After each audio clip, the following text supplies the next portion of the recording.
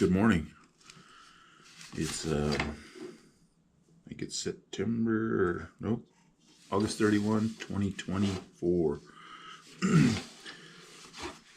On the 27th, I was invited to participate as a panelist on this webinar called Energy Technology Research and Development Conceptualization, Scientific Research, Commercializations, and Options for Indian Country.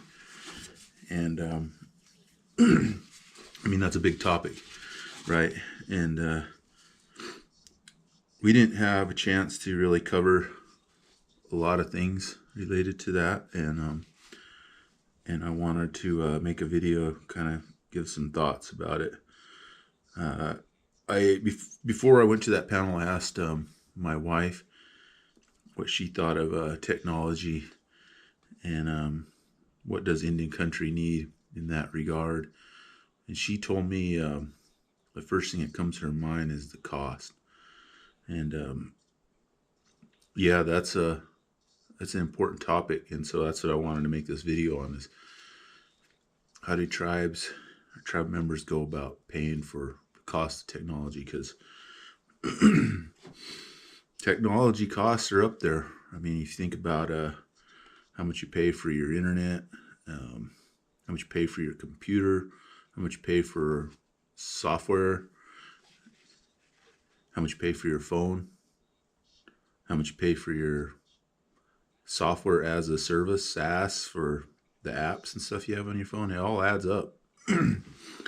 It's expensive. Probably one of the most expensive costs that we have in this day and age. So that's one of the biggest challenges that I think Indian country has, and probably the United States in a major way, how to pay for the cost of technology. And so I started thinking about that, like, yeah, the tribes and tribal members, they need technology. I mean, a lot of tribes in the West and probably Alaska, they don't have good access to the internet, which is pretty much taken for granted in other parts of the United States.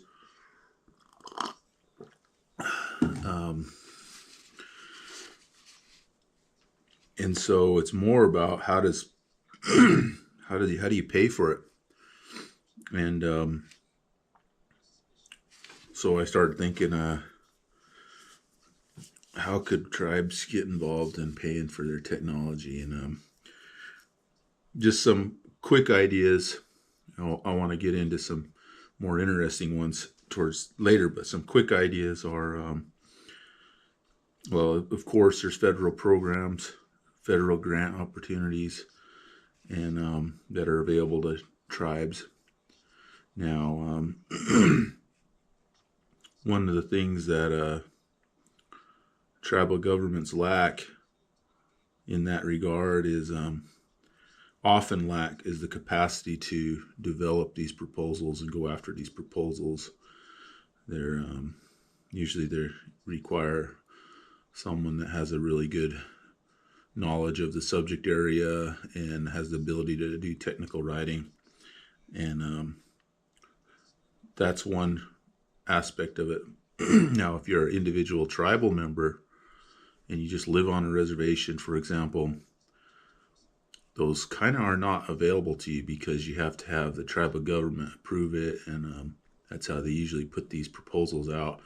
Tribal government's got to be involved, prove it, like they put all the power into the tribal government and make the assumption that they're going to use they know what's best for the tribes. And so that's one thing that I think the opportunity for funding agencies or funding philanthropy is they need to be more open to taking proposals submitted by individual Indian tribal members.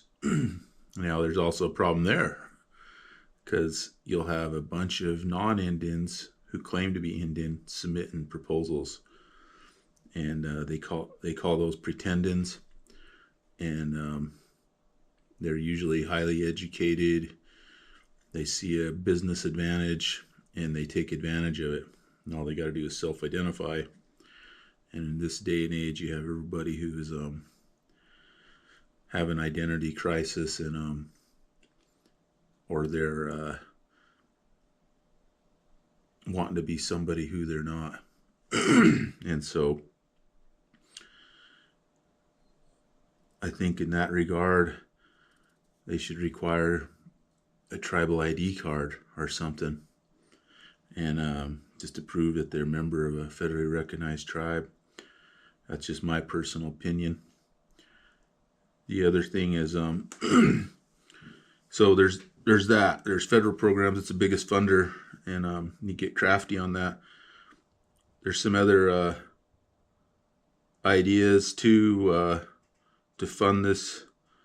Be hard, or long stories, but the tribes could diversify their portfolios to pay for technology, getting into things besides gaming. But the thing I really wanted to talk about was how could we become more innovative in technology.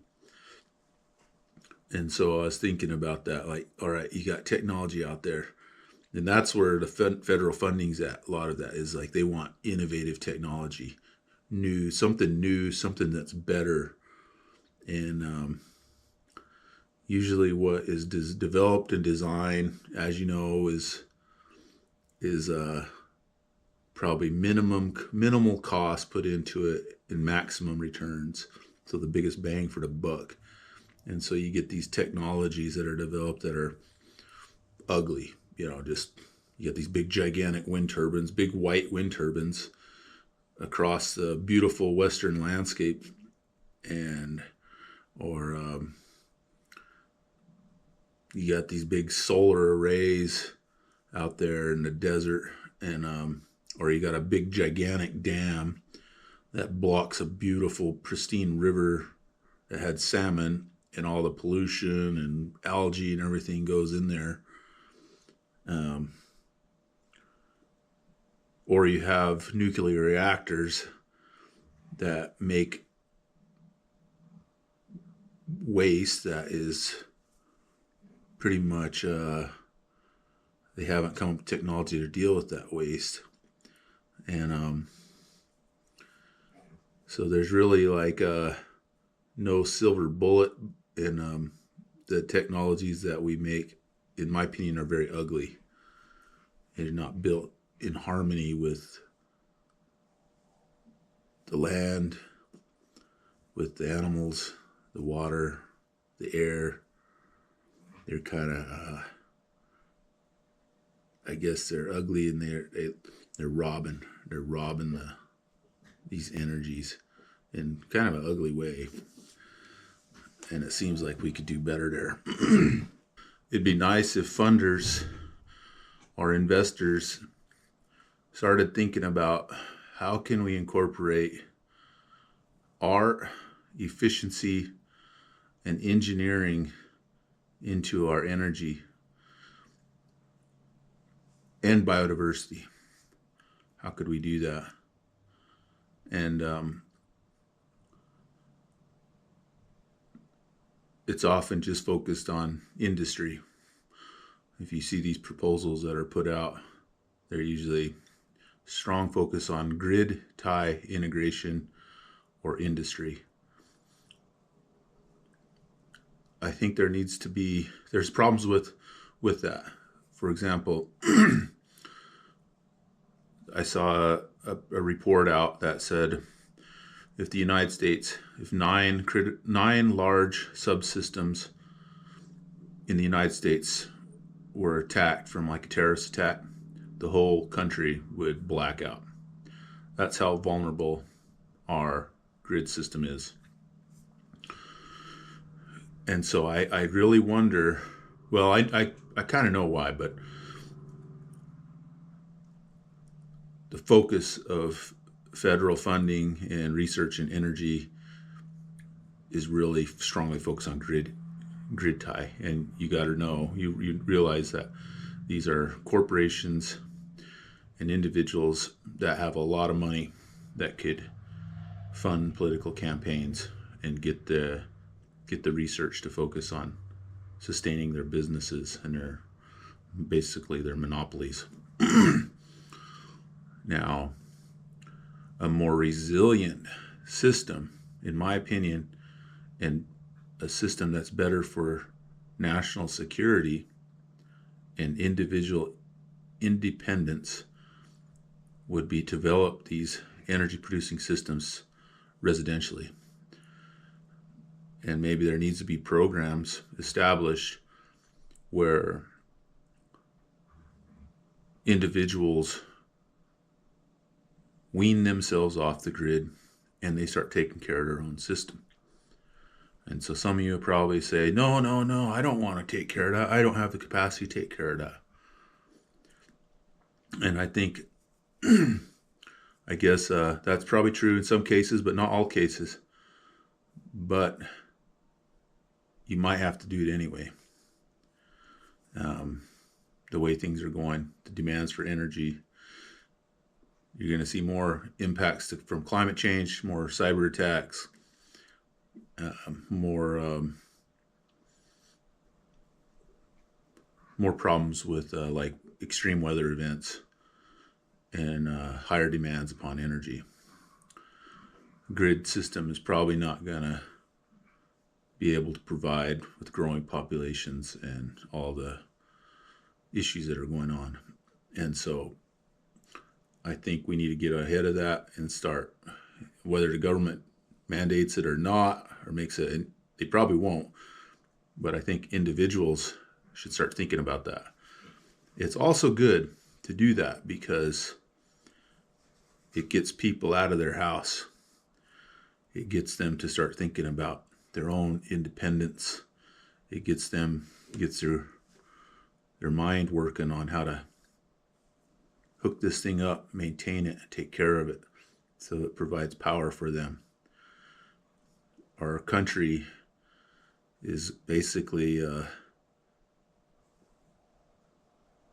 really starting to lose any kind of touch with how to take care of themselves independently.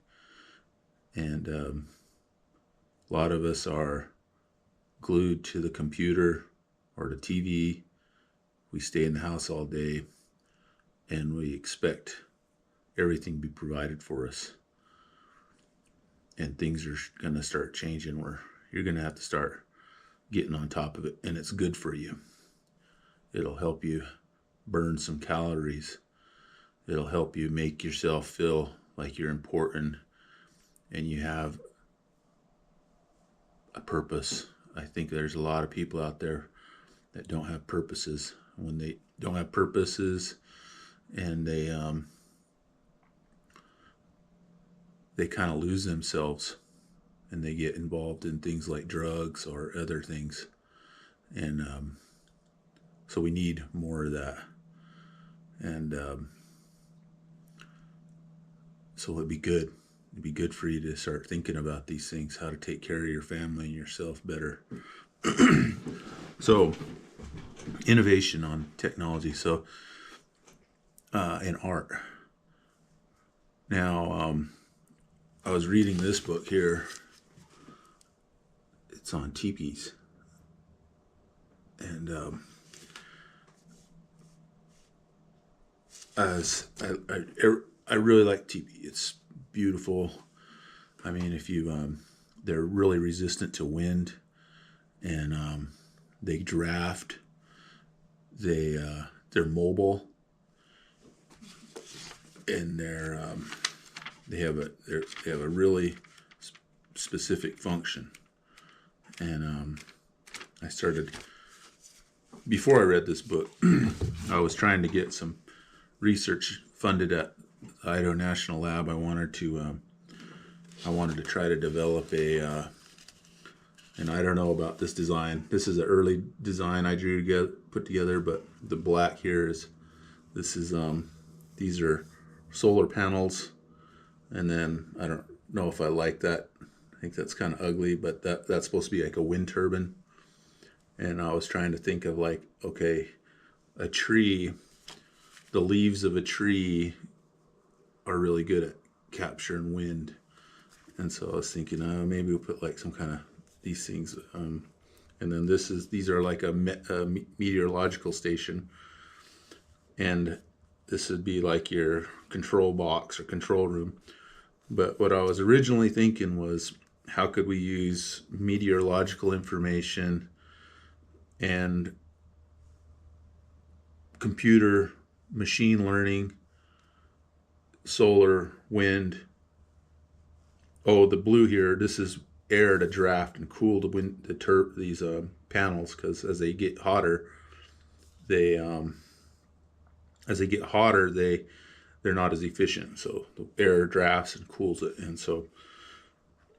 But what I was originally thinking is if we could build something like this, and then you have this meteorological information, and you have a computer in here that uses like artificial intelligence or machine learning, and it does a prediction on to the owner of this system that says, hey, you should plan your day to use your power at this time of the day, because there'll be good sunshine, good wind, and use it accordingly. And my idea was to build this system without any battery. That was the original idea, because the battery are usually the biggest cost. And you have to do a lot of mining and mineral development for that. You got to do mining, mineral development for this too. But I was thinking the battery is like a limiting factor. How could we make something where you don't need a battery? And I think nowadays, after having my own solar wind system, it's nice to have a battery. But the original idea was like, how could we do it without a battery? And so this is just one example. I don't know if it's a good idea, but I was kind of thinking about it today, like maybe get rid of this and just have it look like the old-fashioned teepees. But I was thinking, would these look better than the big flat solar arrays out in like the desert? And I think they would. I kind of think like the pyramids, they look pretty neat, and maybe we could design these systems, because I've heard, because these are made out of glass, and I think they use like silver in there. But if you design these systems right, maybe design them so they could last for 1,000 years, and you put up like these big systems, kind of like maybe like pyramids, and they last for 1,000 years, and we use them. And people from the future, they'll say, wow, look at these guys made. They had these big systems. They're still there. They're still operational. Now that would be cool. So that's the idea of innovation.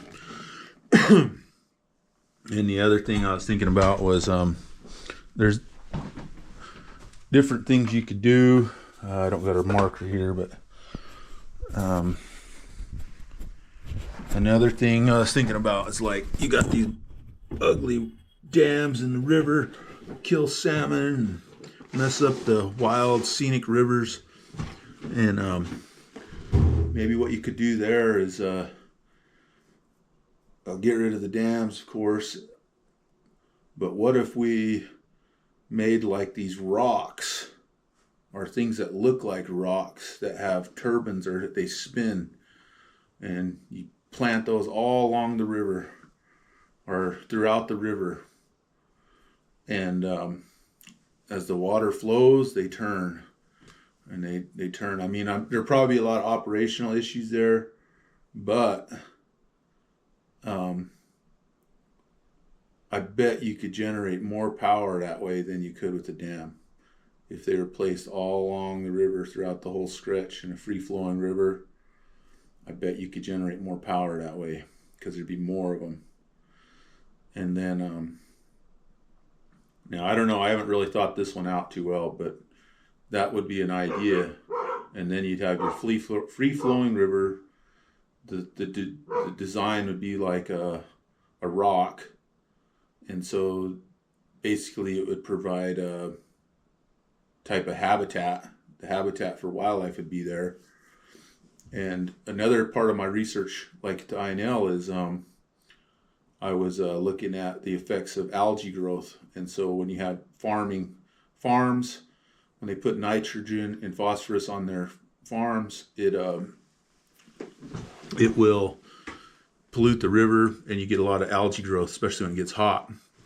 And so one way to combat that pollution is to build wetlands, constructed wetlands they call them. And when you build these constructed wetlands, the plants at the wetland, they suck up all the nitrogen and phosphorus and use it, and it cleans the water out. And when you get a lot of that algae growth and that pollution in there, it kills the fish and stuff. And I think wetlands would help alleviate things like methyl mercury. I think it's methyl mercury, which is a major contaminant in like reservoirs. And see, these reservoirs, they get all this pollution and contamination that goes into these reservoirs, and then they also get a lot of mud in there, so they have to dredge that mud up, and then they stir that water up at the bottom, and it's just like toxic waste, toxic mud. You can't even use that mud for anything. And so like if we develop this kind of technology system that worked with nature, you would be cleaning the water. And you'd probably, if you had those rock turbines in the water, you could you'd want to keep your water clean. You wouldn't want it to have algae, and you wouldn't want it to have all this growth and mud. You'd want to try to keep it clean. And the way you keep it clean is you put in wetlands, and the wetlands will clean the water. And then you got nice wetlands. You could have places to walk. You have places for wildlife. You have the water being clean, so it's better for drinking water. There's more water available. And so that's another idea you could do. There's ideas out there, but see, we get in this world where you got politicians and stuff that are bought and paid for by industry, and we all know this. And so I don't know how we could do some of this stuff, be creative. I think tribes could lead the way on that. Maybe they could do it within their reservation systems. They're starting to, I've noticed over my lifetime, when I was young, there were conservationists and more traditional views on things. And now, like my generation and the ones coming in power now, they're all about the money, and they're all about development and just basically adopting capitalism the way of basically the last century. They want to adopt those same kind of practices. And other things that other ideas on technology and see, like these kind of ideas. These are just ideas. I don't know if they're any good, but we need more tribe members out there to come up with these ideas and put together like a startup business and start working with like the national labs to develop their technology and their ideas and capture some of those federal dollars and try and make something. We need that desperately. You have just like the business, commercial developers, the ones in connection with the United States, capturing all these dollars. And so we need to get more innovative there and try to go for it. We don't have many startups that do this, and I'll help. I'll do what I can. If you got proposals out there, technology, innovation, and you could get a hold of me. I'll try to help you out with what I can. I'm not an engineer. I'm a scientist, but I'll do the best I can. And so, yeah, that's kind of what I was thinking. So you got, what do we got? We got wind. We got solar. What could we do for wind? How could we make wind better? And I was thinking about that one. And one thing I was thinking about there was like trees. what if you made like these trees that had all these little wind turbines on them, or these structures that look like trees? And I think there's people already doing this one. And but I had the idea before I saw it come out. And there was another Indian guy named Ed Galindo. We were talking about it too one time, because he was a professor at University of Idaho when I was a student, and we used to drive back to Fort Hall because his family lived here, and we'd drive back together. And he's a physicist, and we'd look at these turbines, and he'd say, I don't know why they don't put solar panels on the stem of the turbine, and it just wasted space. And I was like, that's a good idea, Ed. That's a good idea. And then like last year, or maybe it was this year, I think it was this year, I saw him rolling out turbines on the stem of these wind turbines. And so I think natives, they could really come up with some good ideas. It's just, they got to go for it, and come up with some ideas. We need that innovation. I think tribes and tribal members can lead in this area. And I like to work with tribal members.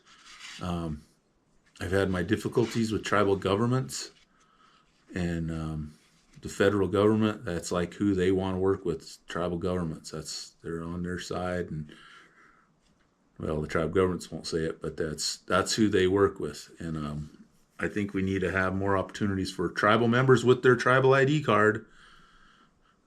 I mean, people just they think that lying is okay, especially about their identity and who they are. And I just, myself, it's just a lie, and I don't like that. When they lie like that, you can't trust anything they say, so that's just me. And I think like our culture in the U.S., it's like a culture of lies. And I mean, you look at the politicians out there, and I can't believe people give their support to some of these politicians. That are just lies that come out of their mouth, and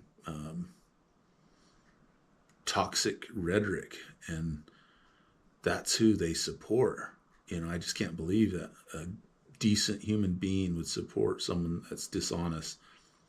But I guess that's this day and age, or maybe media is they're putting that out there just to get views. Maybe it's not really that bad. Maybe they don't got that kind of support. They're just making it that way. So anyway, that's all I wanted to say. Thank you for listening. We got to figure out a way to pay for the technology. Federal government ain't going to do it. Philanthropy comes with strings. Sovereignty, when you take money from others, it comes with strings, and it could impact tribal sovereignty, could take land. So that's it. Thank you.